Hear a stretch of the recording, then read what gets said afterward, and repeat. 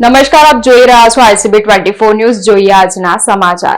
વડોદરા શહેરના સેવાસી વિસ્તારમાંથી પસાર થતી કેનાલમાં ગતરોજ વહેલી સવારે એક કિશોરનો પગ લપસી જતા તણાયો હતો। આ ઘટનાની જાણ થતાં જ ફાયર વિભાગની ટીમ તાત્કાલિક ઘટના સ્થળે પહોંચી હતી અને શોધખોળ હાથ ધરી હતી।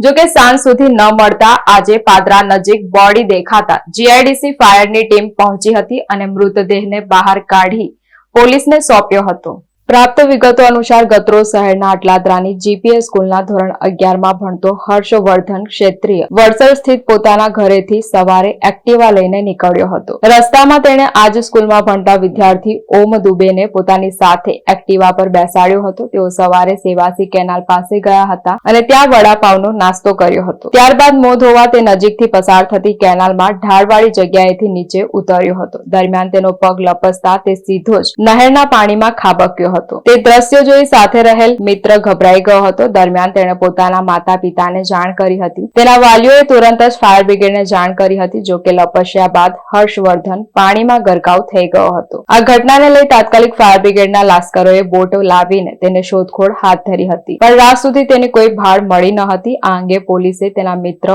ઓમની બનાવ અંગે પૂછપરછ કરીને બનાવની વધુ તપાસ હાથ ધરી હતી। ત્યારે આજે સવારે વડોદરા ફાયર વિભાગને કોલ મળ્યો હતો કે પાદરાના વડુ જવાના રસ્તે કેનાલમાં બોડી દેખાતી હોવાની માહિતી મળતા જ મકરપુરા GIDC ફાયર સ્ટેશનની ટીમ તાત્કાલિક ઘટના સ્થળે પહોંચી બોડીને બહાર કાઢી પાદરા પોલીસને સોંપી હતી। આ બનાવ અંગે પાદરા પોલીસે તાલુકા પોલીસને જાણ કરી છે। સાથે મૃતક કિશોરના પરિવારને પાદરા પોલીસે બોલાવી ઓળખ કરી છે અને કાયદેસરની કાર્યવાહી હાથ ધરી છે।